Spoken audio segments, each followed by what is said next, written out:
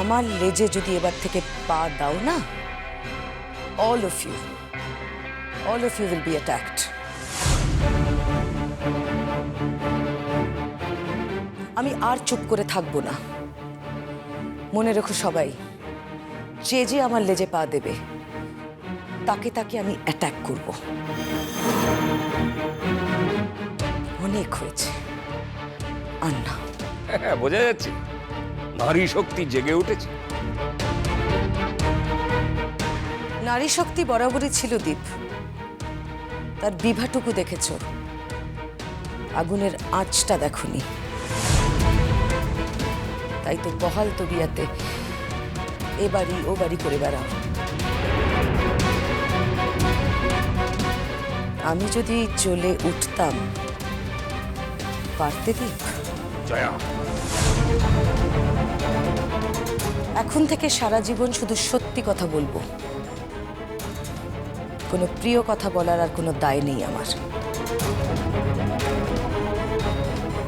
বড় বৌমা, মাথা ঠান্ডা রাখো মা। আমার মাথা ঠান্ডা আছে মা, আপনি চিন্তা করবেন না। শুধু মুখ বুজে অপমান আমি আর মেনে নেব না এখন থেকে।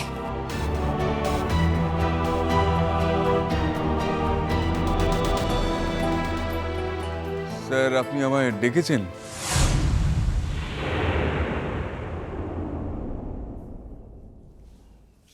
এসেছো? তা কই তোমার দত্তক কন্যাটি কই? ও, এই তুতুল, তুতুল এদিকে এসো, এসো মা। স্যার তোমায় ডাকছেন, কাছে যাও। থাক থাক,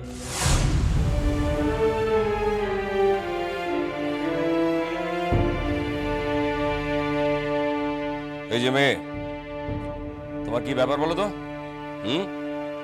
নিজের বাড়ি থাকতে, নিজের বাবা থাকতে অন্যের বাড়িতে পড়ে রয়েছো? কি ধরনের মেয়ে তুমি? আর এই বাড়িতে তোমার কি এমন আঠা আছে শুনি?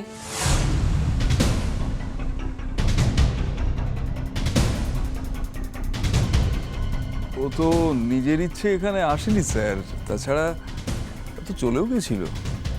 আমি এখন তোমার সঙ্গে কথা বলছি না শেখর। আমি কিন্তু স্যার আপনার সঙ্গে কথা বলছি।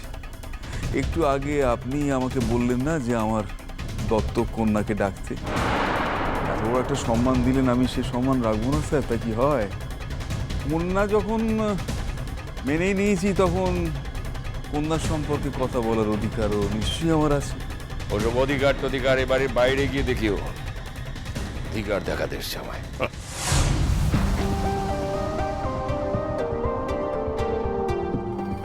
বেশ, তাহলে বাইরে গিয়েই না হয় অধিকারটা দেখাবো। বাবা, তোমাকে এত সাহসের যোগান দিচ্ছে কে শেখর? তোমার বৌদি নিশ্চয়ই? ছি ছি ছি ছি ছি, ওই নামটা করবেন না স্যার। উনি অনেক বড় মাপের মানুষ, আমাদের এইসব ছোটখাটো ব্যাপারে উনি থাকার মানুষ নন।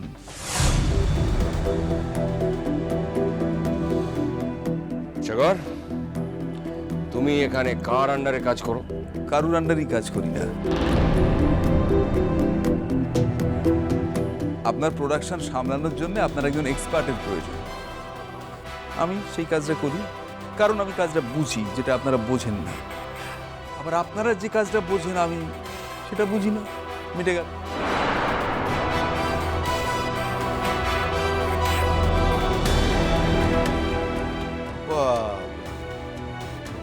আপনার কথাবার্তার ধরন ধারণ তো সব পাল্টে যাচ্ছে শেখর বাবু।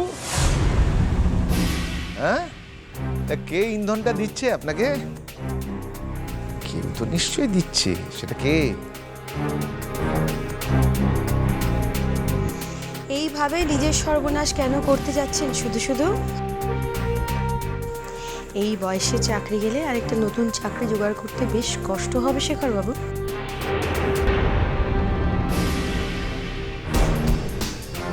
আমি তো নিজের সর্বনাশ করছি, অন্যের সর্বনাশ করার থেকে নিজের সর্বনাশ করা ঢের ভালো। তাছাড়া নিজের সর্বনাশ করার ফলে আমায় যদি কাল থেকে রাস্তার ফিকিরি হয়ে ঘুরে বেড়াতে হয়, তাহলেও আমি আপনার কাছ থেকে ব্যক্তিগত সাহায্যের জন্য হাত বাড়াবো না।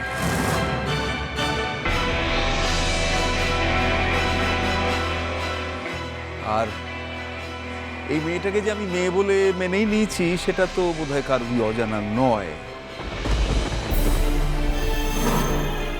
নিজের মেয়ে ও চাকরির চেয়ে লাখো গুণে বড়। আপনি তো মা, আপনারও তো একটি মেয়ে আছে, আপনি কি বোঝেন না?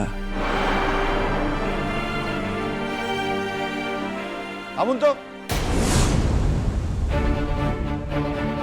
অনেকক্ষণ থেকে আপনি বড় বড় কথা বলে চলেছেন। এবার যার জন্য আপনাকে ডাকা হয়েছে সেটা মন দিয়ে শুনুন।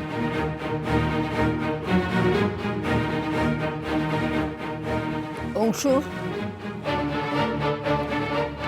অনেকক্ষণ থেকে তোমাদের কথাবার্তা শুনছিলাম। যত ভাবি তোমাদের মধ্যে কথা বলবো না, ততই আমাকে কথা বলতে হয়।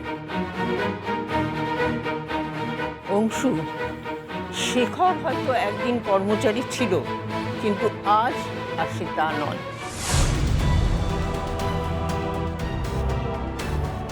আমি ওকে আমার ছেলের সম্মান দিয়েছি, এটা ওর সঙ্গে কথা বলার সময় মনে রেখো।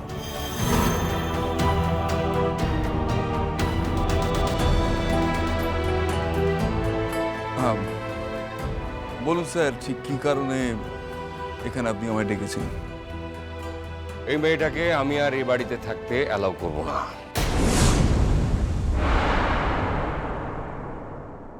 আমাদের বাড়িটা মধুপুরার লোকেদের বেড়াতে আসার জায়গা নয়।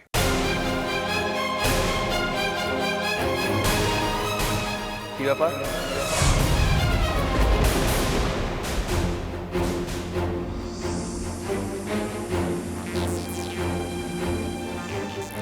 সাত সকালবেলা লেখাপড়া সেরে এখানে এসছো যে? তোকে আমি এখানে ডেকেছি। এরকম যখন তখন ডেকে পাঠাবে না বাবা। আমি চাই না ওর লেখাপড়ার ক্ষতি হোক।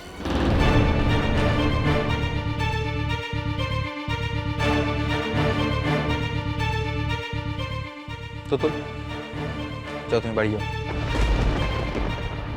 ও আর এই বাড়িতে থাকবে না। কি হলো? আমার কথা তোমার কানে যাচ্ছে না? যাও, ঘরে যাও। আমি বলছি ওকে আর এই বাড়িতে থাকতে দেওয়া যাবে না। তুমি এই কথাটা বলার কে বাবা?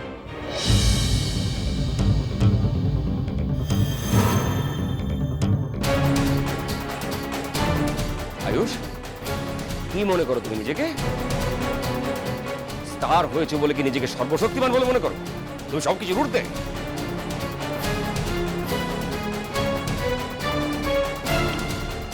এইভাবে বাবার সঙ্গে কথা বলিস না আয়ুষ। এ বাড়িতে তো আমাদেরও ছেলেমেয়েরা আছে, তারা কি শিখবে বলতো?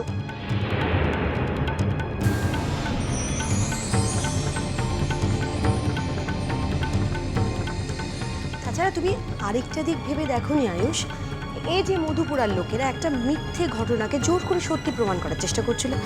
এবার ভবিষ্যতে যে আরো কোনো ভয়ানক ঘটনা দিয়ে তোমাকে ফাঁসিয়ে দেবে না, তার কোনো গ্যারেন্টি আছে?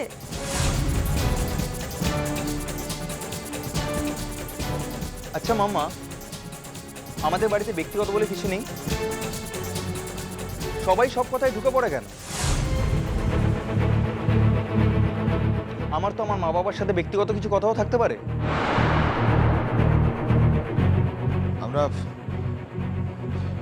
Extremely sorry Ayush. চল কোয়েলে ঘরে চল। না, কেউ কোথাও যাবে না। ওরা এ বাড়িরই লোক। তোমার এক একটা কার্যকলাপের জন্য আমার মাথা তো হেট হচ্ছেই, তার সঙ্গে সঙ্গে এ বাড়ির অন্য মেম্বারদেরও যথেষ্ট সাফার করতে হচ্ছে।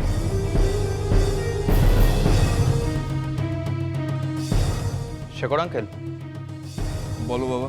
একটা রেন্টাল ফ্ল্যাট দেখুন তো কলকাতায়।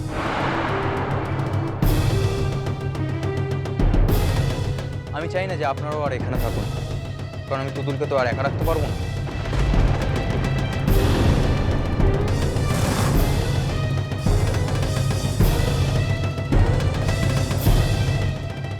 আমি চাইলে তাই হবে। না জেঠু, খবরদার, আর একটা শব্দ শুনতে চাই না আমি তোমার মুখ থেকে। তোমাকে যখন আমি আমার হাত ধরে মধুপুরা থেকে কলকাতায় এনেছি, তখন এখানে তুমি কতদিন থাকবে সেটা আমি ডিসাইড করবো। আন্ডারস্ট্যান্ড?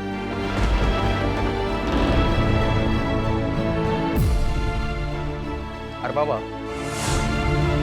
তুতুলকে যদি এখানে থাকতে দেওয়া না হয়, তাহলে আমি অল্টারনেটিভ ব্যবস্থা করে নেব, নো ইস্যু। কিন্তু আমি যেমন এই বাড়িতে থেকে যে কোনো কাউকে যখন তখন এম্বারেস করতে পারি না, ঠিক তেমনই তুমিও কিন্তু এই বাড়িতে থেকে যা খুশি করে যে কোনো কাউকে এম্বারেস করতে পারো না। তোমাকে লেখা আন্টির বাড়ি যাওয়া বন্ধ করতে হবে বাবা।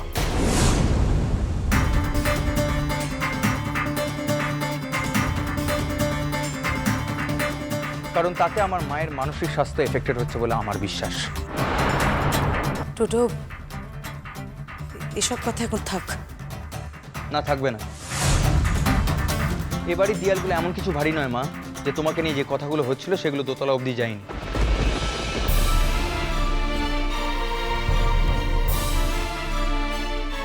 অবশ্য তখন আমার কাকামণি আর কাকিমণির এটা মনে হয়নি এ বাড়িতে কিছু ছোট ছোট ছেলে মেয়ে আছে, তারা কথাগুলো শুনে ফেলতে পারে। এনিওয়ে, আমি শুনেছি মা, তোমাকে আর বাবার সাথে লড়াই করতে হবে না, কারণ এখন থেকে বাবাকে যা টার্মস দেওয়া সেগুলো আমি দেবো। চোখের তারা